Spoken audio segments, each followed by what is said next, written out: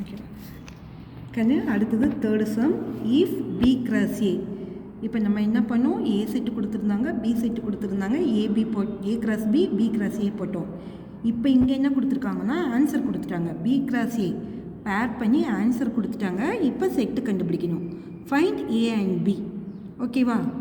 First என்ன கொடுத்துருந்தாங்க, set AB கொடுத்துருந்தாங்க. ஏ கிராஸ் பி கண்டுபிடிச்சோம், பி கிராஸ் ஏ கண்டுபிடிச்சோம்.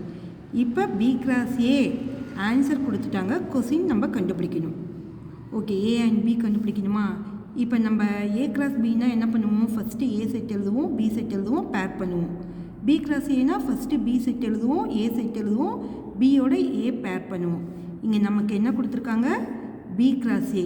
அப்போ ஃபஸ்ட்டு உள்ளது எதோட வேல்யூவாக இருக்கும்னா பியோட வேல்யூ தான் இருக்கும். இதை நீங்கள் தப்பு பண்ணிடக்கூடாது.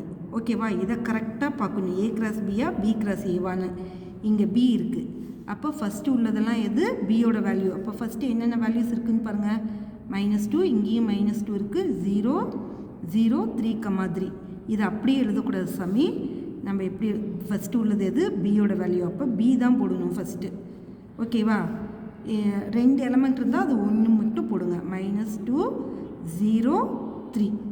இதுதான் பியோட வேல்யூ. செகண்ட் உள்ள எலமெண்ட்ஸ் எல்லாம் எதோடதுன்னா ஏவோடையது.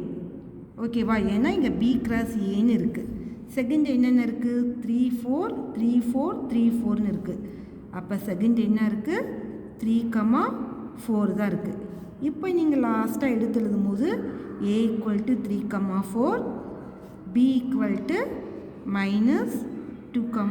0, 3ன்னு எழுதிக்கோங்க. பட் நீங்கள் ஃபஸ்ட் எழுதும் போது என்ன எழுதுறீங்க, பி கிராஸ் ஏனா பி ஏன்னு எழுதுங்க. அப்போ தான் தப்பு பண்ண மாட்டீங்க. ஓகேவா? ஏ கிராஸ் பின்னா ஏபின்னு எழுதுங்க. இது எக்ஸாம்பிள்ஸில் இது மாதிரி ஒன்று இருக்கும், அதை பார்க்கலாம். ஓகேவா? அவ்வளோதாங்க. இது புரியுதில்லை, இதை மாற்றி எழுதிடாதீங்க. ஃபஸ்ட்டு பி இருந்தால் பி, ஏ இருந்தால் ஏன்னு எழுதணும். தேங்க்யூடா.